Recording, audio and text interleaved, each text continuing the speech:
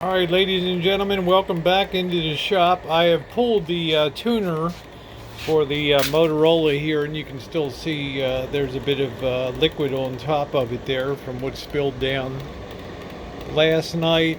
I'm sure it got in every nook and cranny, and the best way to try to recover these systems is to get some dry heat on it, which I'm running now with the heater next to it here, and I have it on a low setting, and I'll run this until late tonight, and then I will turn it off and do the same thing for probably 6 or 7 days, and hopefully that'll dry up.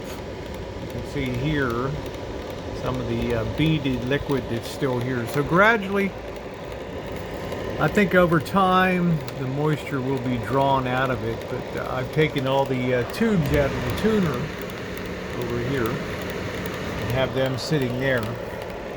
So we'll see what happens. But there's the unfortunate update for those who don't know. Some liquid got spilled down it last night, and the result was it grounded out this system. There's a lot of places where it makes contact with the chassis and things that drying it out may do the job. Just being patient here. Sorry for the focus issue, but yeah, we're gonna let that go overnight and then check it out, and then hopefully that will do the job, and we shall see. I'll just give it a really good chance to dry out.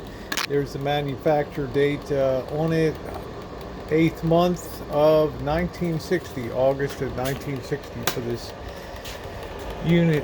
I'm hoping it didn't get into the up in these sections up in here. It's a little harder to dry out, but I do have some hope, and we'll just have to see what happens. All right, thanks for watching.